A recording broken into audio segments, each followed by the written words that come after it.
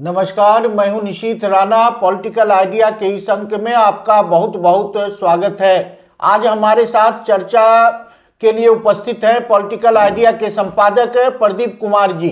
और आज हम चर्चा करना चाहेंगे प्रदीप जी, बिहार विधानसभा चुनाव का जो अप्रत्याशित रिजल्ट आया है। नीतीश जी फिर से मुख्यमंत्री की कुर्सी पर विराजमान हैं, लेकिन इस बार होम मिनिस्ट्री नीतीश जी के हाथों से फिसल गया है। सम्राट चौधरी जी को ये उत्तरदायित्व दिया गया है और जैसा कि सुनने में चर्चा में आ रहा है कि लगभग ये तय है कि स्पीकर भी इस बार बीजेपी से ही होंगे और प्रेम कुमार जी का नाम भी जो है वो काफी चर्चा में है। तो हम प्रदीप जी आपसे ये जानना चाहते हैं कि भारतीय जनता पार्टी ने क्या ये पूरा प्रबंध कर दिया है कि अब नीतीश चाचा आगे पलटने वाले नहीं हैं? क्या है स्थिति? प्रदीप जी से हम जानना चाहेंगे। प्रदीप जी, देखिए, दो तीन चीज़ है निश्चित जी। सबसे पहला चीज़ है कि जहाँ तक बात नीतीश कुमार के पलटने की है, ठीक है, तो अब नीतीश कुमार को इस बात पलटने में कोई दिक्कत नहीं होगी, क्योंकि उनका नामकरण ही हो चुका है पलटू राम, पलटू चाचा। तो इसीलिए नीतीश कुमार के को अब जैसे होता है ना कि लोग तीन चीज़ से डरता है निश्चित जी, ठीक है। जीवन में तीन चीज़ों से लोगों को डर लगता है। एक होता है भगवान का डर, दूसरा होता है कानून का डर, तीसरा होता है लोकलाज, समाज का डर, ठीक है। होता है ना, तीनों चीज से डर होता है लोगों को। एक तो कानून जो है, नीतीश कुमार के पलटने में कहीं कोई रुकावट है नहीं, मतलब ये वैधानिक है कि नीतीश कुमार बीजेपी के साथ रहे या राजद के साथ रहे, ये उनकी आजादी है, ठीक है। अब आइए दूसरा, भगवान का डर। तो नीतीश कुमार नास्तिक है, आपको पता है। जब भारतीय जनता पार्टी के साथ गठबंधन है तब नास्तिक आप नहीं कर सकते हैं। मैं बता रहा हूं आपको याद होगा, नास्तिक का सबसे बड़ा सबूत बता रहे हैं। नीतीश कुमार नास्तिक कैसे हैं? 2008 में सूर्य ग्रहण लगा था, बहुत बड़ा सूर्य ग्रहण था, ठीक है। नीतीश कुमार तेलंगाना में मौजूद थे उस समय में, चूंकि तेलंगाना में जो है आर्यभट्ट का जगह है, वो धरती है, ठीक है, वहां मौजूद थे वो।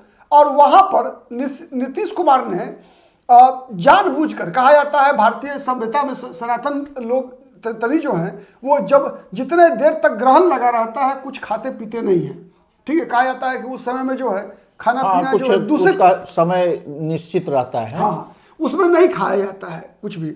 लेकिन नीतीश कुमार ने एकदम पूरी दुनिया को दिखाते हुए कैमरा पर बिस्किट खाया था।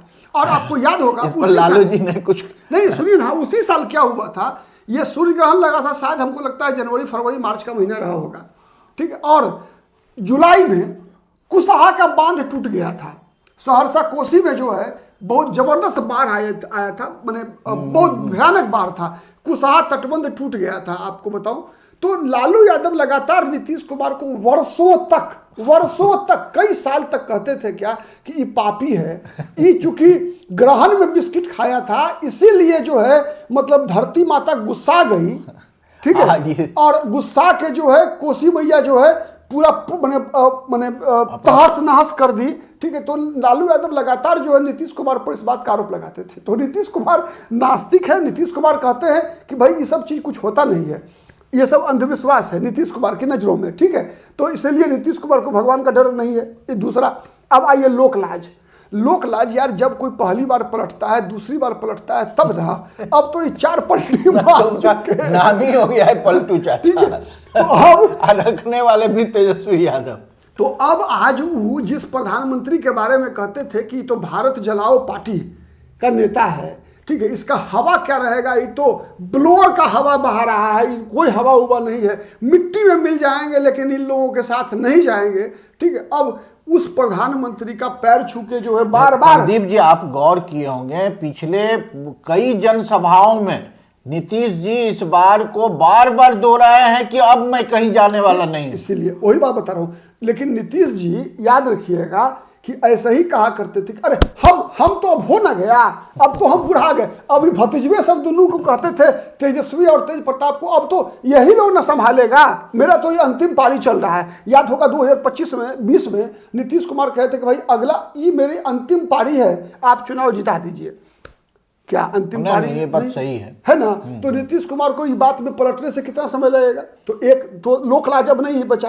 तो लेकिन प्रदीप जी, अब जब होम मिनिस्ट्री तो चला गया और स्पीकर भी भाजपा के हो जाएंगे, नंबर गेम कहाँ है? बता रहे हैं। अब वही चीज समझना है। देखिए, नंबर गेम में क्या है कि जैसे लड़ाई सबसे पहले कहाँ फंसेगा बीजेपी से, कि ऑपरेशन लोटस या ऑपरेशन तीर में लड़ाई कहाँ फंसेगा? लड़ाई फंसने का देखिए, बीजेपी के पास कितना है? 89। हम पेन लेके बैठते हैं। देखिए, बीजेपी का है 89, 89, और जदयू का है 85। 4 सीट का अंतर है। देखिए, आप लोग भी गौर से सुनिएगा, ठीक है? जरूरत पड़े तो कलम कॉपी ले लीजिए, ठीक है? अब 89 के साथ AIMIM वाला 5 गो आ सकता है 85 वाले के साथ। बीजेपी के साथ जाएगा क्या? नहीं जाएगा। ये तो मैंने ओवैसी की पार्टी के 5 विधायक जो हैं वो बीजेपी के साथ तो नहीं जाएगा, नीतीश बाबू के साथ जा सकते हैं, गारंटी है। अच्छा, अब कांग्रेस के 6 विधायक हैं, 6 विधायक में 2 हैं मुसलमान, ठीक है? क्या वो 2 मुसलमान जाएंगे बीजेपी के साथ? नहीं जाएंगे, क्योंकि वो 2 जो जीत के आए हैं ना, वो कहां से जीत के आए हैं सुन लीजिए। अररिया, जहां पर 65-70% मुसलमान, किशनगंज जहां विधानसभा सीट जहां 65-70% मुसलमान, मतलब यो दोनों नहीं आएंगे, ठीक है? मतलब ये दोनों भी कहां जा सकते हैं?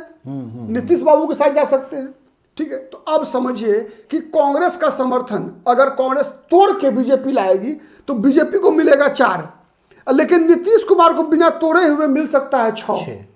ये बात समझिए सबसे पहले, ठीक है? अब देखिए, तो बीजेपी का 89 में 4 जोड़िए और नीतीश कुमार के 85 में 5 और प्लस 6, ठीक है? अब देखिए, अब नीतीश कुमार जहिया पलटी मारने का कोशिश करेंगे तो यह CPI-ML का नीतीश कुमार के साथ चल जाएगा 2 विधायक, 1 विधायक CPM का चल जाएगा, ठीक है? 1 IP गुप्ता मान लीजिए बीजेपी के साथ भी जा सकते हैं, तो नीतीश के साथ भी जा सकते हैं, तो कहीं जा सकते हैं, जो मुझे मंत्री बनाएंगे उनके साथ जाएंगे, तो उनको हम डाल देते हैं बीजेपी के खेमा में, मान लीजिए, ठीक है? बसपा वाले सतीश यादव, उनको भी मान लीजिए हम डाल देते हैं बीजेपी के खेमा में। इसलिए डाल देते हैं कि मायावती के बारे में कहा जाता है कि बीजेपी के सिंपैथाइजर हैं, तो चलिए बीजेपी के खेमा में डाल दीजिए, उनको दे दीजिए लाभाद हुआ बीजेपी को एगो, ठीक है? अब आइए, ये नंबर ऐसा है कि दोनों में जा सकते हैं, हाँ मान लीजिए, तो आधा आधा कर लीजिए, लेकिन होगा नहीं।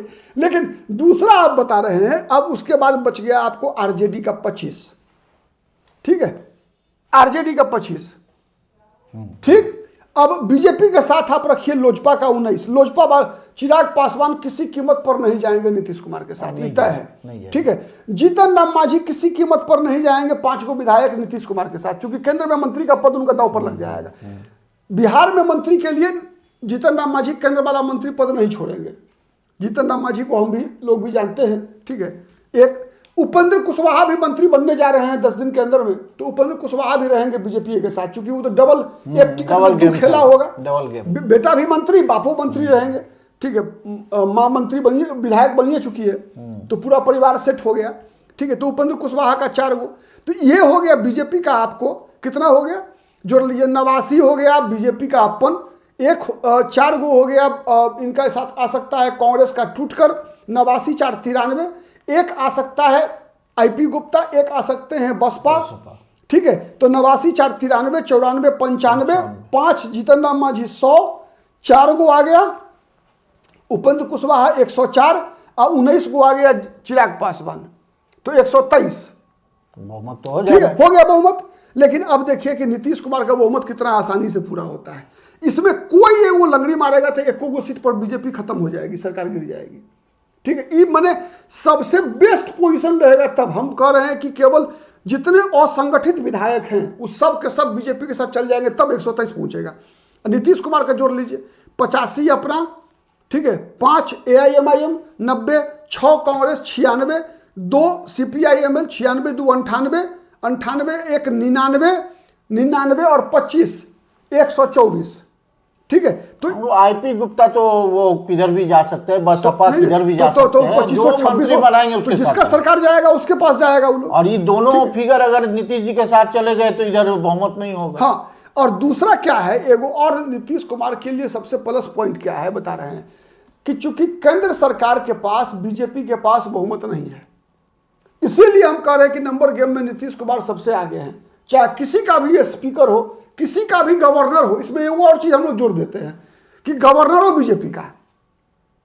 नहीं, संदेह तो यही है प्रदीप जी ना कि गवर्नर भी बीजेपी का, स्पीकर भी बीजेपी का, होम मिनिस्टर भी बीजेपी का, और आपको मालूम है कि स्पीकर का बड़ा महत्वपूर्ण रोल होता है। हाँ। इस परिस्थिति में बहुमत सिद्ध करने की जब नौबत आएगी तो नीतीश जी के साथ नंबर गेम होने के बावजूद स्पीकर अगर भारतीय जनता पार्टी का बन गया तो शायद अब ये जो तमगा लगा हुआ है कि बिहार की राजनीति के चाणक्य नीतीश कुमार ही होंगे, हमको लगता है इसमें थोड़ा प्रश्न चिन्ह लग सकता है। अब एक चीज बता दीजिए हमको, क्या मोदी जी बिहार में सरकार बनाने के लिए दिल्ली में सरकार पर खतरा उठाएंगे? एक सवाल का जवाब दे दीजिए आप खाली। हाँ, यहां पर आकर के थोड़ा ये, लेकिन ये है कि स्पीकर का असली तो यही है यार कि अगर नरेंद्र मोदी को बिहार में सरकार और दिल्ली की सरकार में चुनना होगा तो कहां चुनेंगे बताइए?